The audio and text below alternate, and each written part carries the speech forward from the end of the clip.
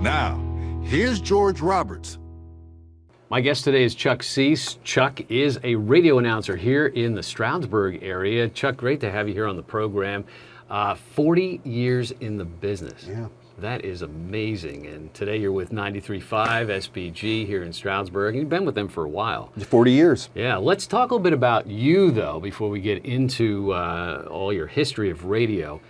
You grew up in Philadelphia, downtown Philly. Northeast. Northeast. Okay. Yeah. Tell us about that. Bustleton and Byberry was kind of the neighborhood I grew up in Northeast Philly.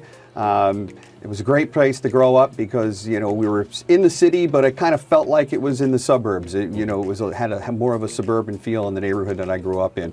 Mom and Dad had a pizza restaurant when I was about 10 years old. Oh, cool. So flipping pizza and grating cheese and making dough was all part of my growing up in Northeast Philly. Then I came to the Poconos in 1982 after graduating from St. Joe's Prep in Philly. I followed my cousin who had come up to East Stroudsburg State College at the time. And well, let's talk a little bit about that. I mean, yeah. you grew up in the Philadelphia area. You listened to, I'm sure, all the radio stations down there. Yeah. Is that what fueled you to want to be an announcer? Was that your first idea of a job? It really wasn't. I thought maybe it would be something in TV, maybe you running a camera or working, you know, behind the mixing board. But it kind of overwhelmed me in college, and radio was a good second. So I thought, well, yeah, I had grown up listening to the radio, and a friend of mine had been hired away from the college radio station at WVPO in Stroudsburg, and he said they're still looking for people, and why don't you go down? So I went down and talked to the program director. She didn't hire me on the spot or anything, but she hired me about 6 months later. And in February of 1985, my radio career started at WVPO. Did you look back on, you know, as you started your radio career, did you look back on what you listened to on the radio as a kid growing up in Philly and thought, wow, I'm going to emulate these people, I'm going to do my own thing? Yeah, I guess it was the morning radio personalities that we used to listen to on the way into school in the morning, right. Literally. I mean, you know, Dad would get in the car and listen. If we weren't listening to the news on KYW, we're listening to WIP and Ken Garland and his morning show, and then you know, when music kind of changed and one of the stations in Philadelphia started playing, you know, more contemporary music than the oldies music that a lot of stations had run, and I really got into that.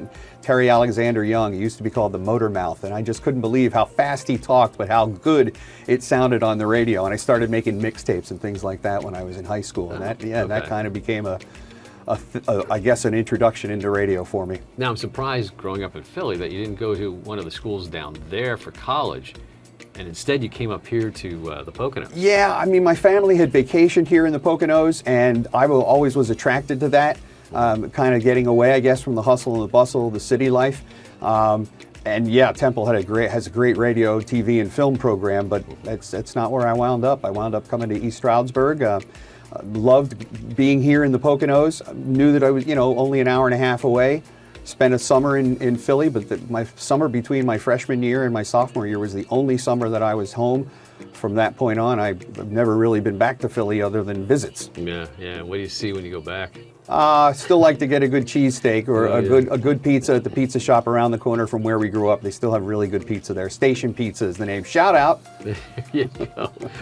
So, do you remember the very first time you turned the microphone on? Yes. And you had to say something? Yes. And what was that feeling like? It was overwhelming. I mean, you know, I had done it at the college radio station, but at the college radio station, I worked a shift from 1 a.m. until 4 a.m. On like Saturday nights. So there wasn't anybody, you know, really listening, you know, but when I got to a professional radio station, I thought, well, the stakes are a little bit higher here.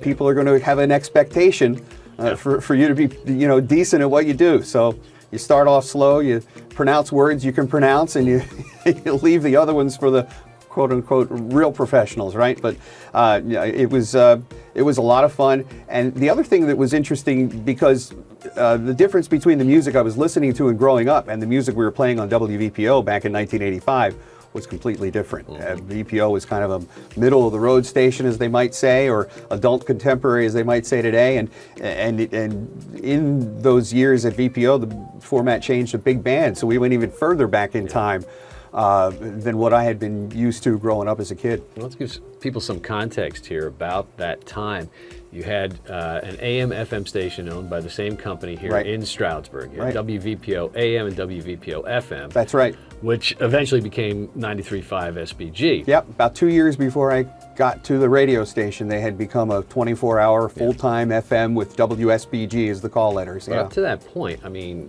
VPO was, even though it was an AM station, was a mainstay here. I mean, people listened to that religiously here in town for their news and their information. Once FM started to get a real hold up here with the format change to SBG, you started to see a shift to more listeners on the FM side. For sure. Yeah, so that was a big change there. But do you remember the time of day that you turned on that microphone for the first time in February of '85? Yeah, it was probably Saturday afternoon at around 1 o'clock, I think, if I remember correctly. Yeah. Sweating? Nervous. Nervous. Yeah. It was February, so I don't know how much sweating I was doing. But how long did it take you to become comfortable on the air? Weeks.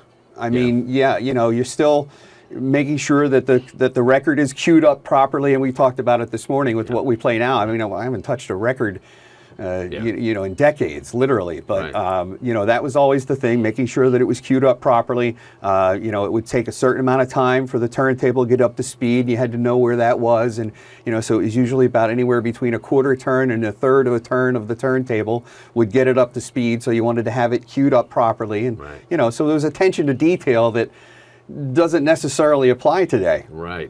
We had a term we handpicked our playlist back in the day. Oh wow. Yeah. Now you're kind of it's all done for you. Dead air. That's a term you don't hear too much of anymore, but that's a term that we used a lot back in the day. Great story. Live Aid, 1985, July. Okay. And I'm in the studio on the AM station. In the FM station, we have a TV. So we're watching Live Aid as it's happening, and the guys are performing in England, and they're performing in Philadelphia, and doing everything. And unfortunately, I was not paying attention to the record that was playing, and I was paying attention more to the television, and the station owner was in the station at the time. His name was Bill Cerny. And he kind of walked down the hallway wondering why there was no sound coming out of the AM station. And he just sort of gave me a look, and I just sort of said, "Excuse me," and I walked into the studio and and he said, "That better not happen again." And it won't, sir. And but that was just one of those times where, whoops.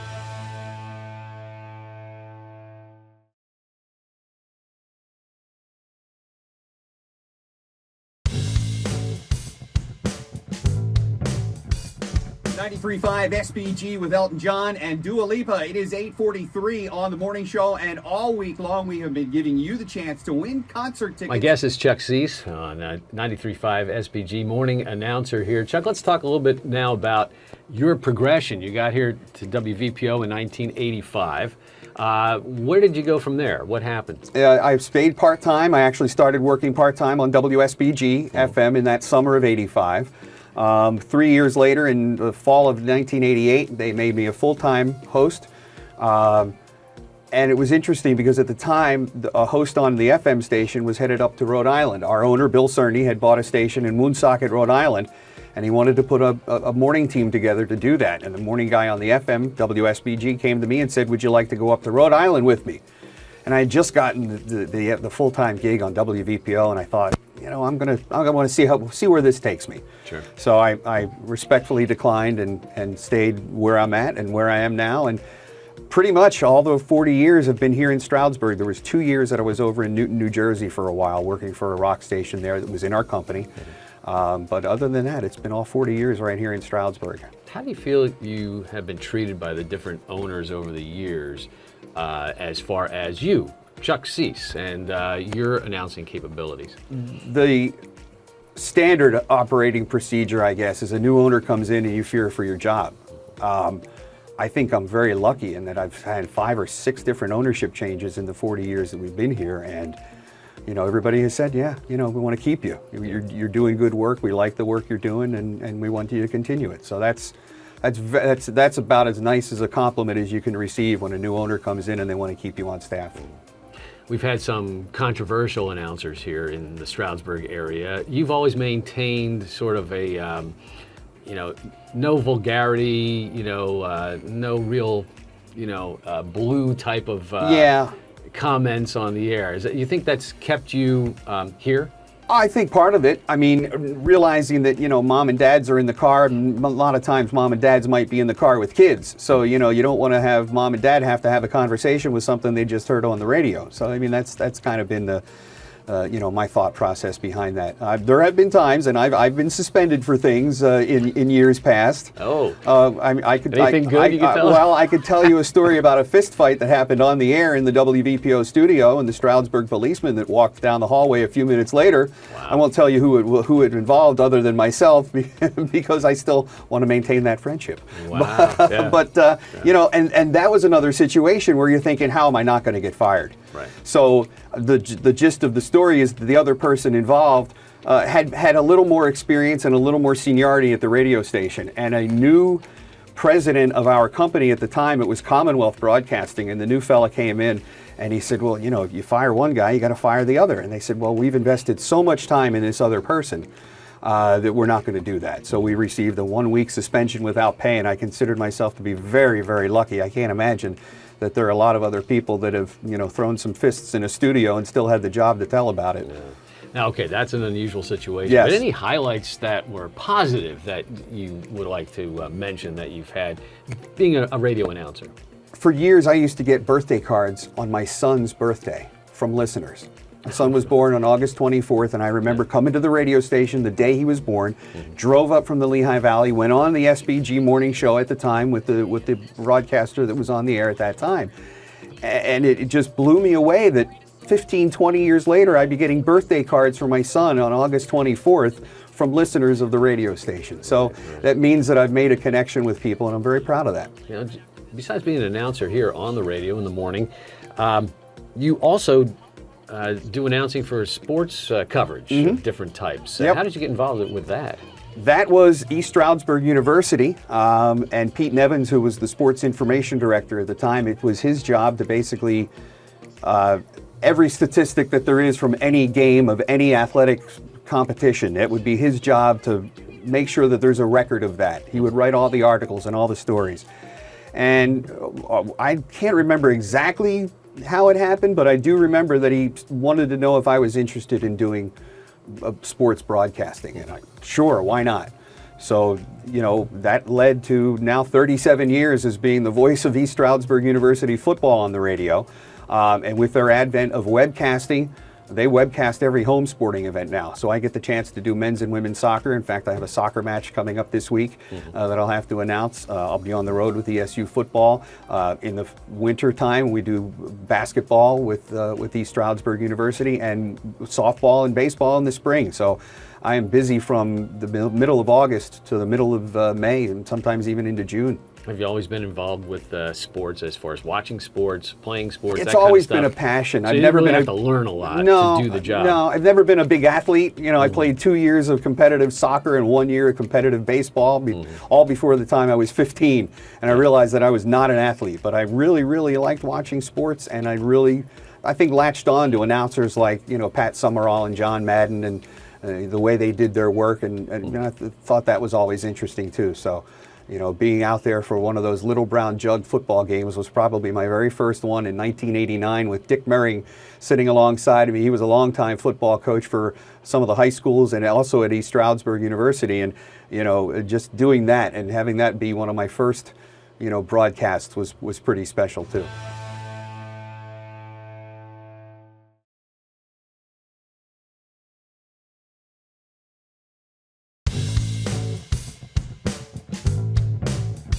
Joining me is Chuck Seese. Chuck is a morning announcer here at 93.5 WSBG in Stroudsburg. Chuck, we've been talking a little bit about your history. We should let people know that this year you were given a big award.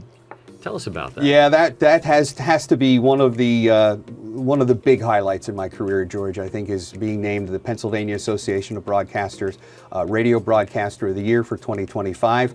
We had a ceremony out in Harrisburg in April, and it was a big honor. I mean, it's crazy how it happened too. One of my colleagues here at the radio station nominated me for the award, and I guess there's no bigger compliment that you can have paid to you that when a colleague recognizes you for the work that you do, because they're a person that's doing the same thing you are, and he recognized me. So Gary C. from Poco 103, I really have to owe him a debt of gratitude for nominating me and having that happen. It's been really cool. I guess it's also not just your announcing that you do, but you're involved in the community. You have been involved with many organizations, nonprofits in the area. Tell us a little bit about that. Volunteering came early in my life at St. Joe's Prep. It was part of our curriculum that you had to go out into the community and be a volunteer. So I would volunteer at a community center in North Philly, where the kids would come in after school and then would help them with their homework, math work or reading and writing and things like that. So volunteering was something that I was very passionate about here coming to the Poconos. I got involved early with the American Red Cross. Now, as you know, as it rolls forward here, I'm now chairman of the YMCA board here in Stroudsburg, and we are ready to start really soon breaking ground on a $20 million renovation project. So to have those two things, you know, that I've been associated with, I'm very proud of that too. With this YMCA situation, the expansion that's going on right now on Main Street, what can you tell us about that? I mean, that's, first of all, it's got to be a heavy-duty thing for you. This is a project, George, that people have been talking to me about for 20 years. Yeah. We've been trying to, make additions and renovations to the Y, and for some reason, it always seemed to fall short of the finish line. Well, we are so close to the finish line right now that hopefully within the next 3 months, we'll be breaking down that Dunkin' Donuts on Main Street. That'll be coming down, and that's kind of the first step. That space is going to be taken over with an expansion of the building, and in that space, Lehigh Valley Health Network will be operating space in there. We'll have physical rehab space. We'll have doctor's offices in Main Street in Stroudsburg. We haven't had a doctor's office on Main Street in Stroudsburg for years. So it's pretty cool to have that happening. So that'll be in the same building with the YMCA? Yeah, it's just going to basically take the building and expand it, but the studio space is really cool.